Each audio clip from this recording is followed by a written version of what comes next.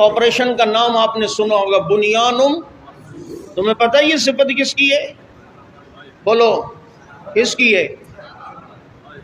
ہمارے حکمرانوں صحابہ کی صرف ایک صفت لے کر گئے تو اللہ نے سرخرو کیا، پوری صحابہ کی تعلیمات پر عمل کر کے جاؤ گے تو اللہ دنیا بھی تیرے ہاتھ سے پتہ کروائے گا۔ یہ صحابہ کرام کی صرف ایک صفت کی برکت ہے، بنیان مرصوص۔ یہ 1400 سال پہلے اگر قرآن نے کسی کو کہا ہے اور آج اس نام پر اور اس آپریشن کے نام پر سب فخر کر رہے ہیں، مجھے بتاؤ 1400 سال پہلے اللہ نے اگر کسی کے لیے کہا تھا ان اللہ یحب الذین یقاتلون فی سبیلی صفا کانہم بنیان مرصوص، تو یہ صفت سے متصف لوگ کون تھے؟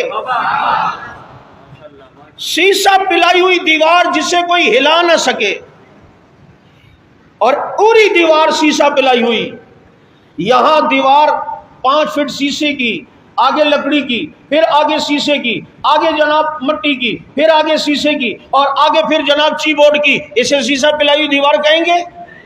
دیوار شروع سے آخر تک ایک ہی میٹیریل کی ہو، ایک ہی حیت کی ہو، ایک ہی جناب لیول میں ہو، اور ایک ہی اس کے اندر جو عناصر ہیں وہ سارے ہوں، اس سے شیشہ پلائی ہوئی دیوار کہتے ہیں، جسے توڑنا بظاہر ناممکن ہو، جسے ہٹانا ناممکن ہو، جسے اکھیڑنا ناممکن ہو، جو مضبوطی میں اپنی مثال آپ ہو، اسے بنیان مرصوص کہتے ہیں۔ یہ ساری دیوار ایک جیسی ہو تبھی تو یہ بنیان مرصوص بنتی ہے۔ ادھر ابو عبیدہ بن جراح دیوار بن کے کھڑا ہے، ادھر خالد کھڑا ہے، ادھر سعد کھڑا ہے، ادھر شیخین کھڑے ہیں، ادھر عثمان و علی کھڑے ہیں، ادھر جناب قعقاع کھڑے ہیں، ادھر جناب عمر بن عاص کھڑے ہیں۔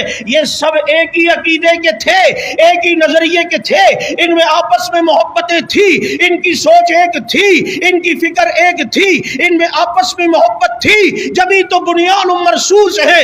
عقیدے میں فرق ہوتا، دلوں میں فرق ہوتا، سوچوں میں فرق ہوتا، نظریے میں فرق ہوتا، اپنے جناب مشن میں فرق ہوتا، اسے کوئی بنیان مرصوص نہیں کہا جاتا۔ یہ سب ایک دیوار ہے، اور وہ دیوار کیسی ہے؟ وَكُلًّا وَعَدَ اللَّهُ الْحُسْنَى، اللہ نے سب سے جنتی ہونے کا وعدہ کر دیا، پوری دیوار جنتیوں کی ہے، اسی لیے تو بنیان مرصوص بنی ہے۔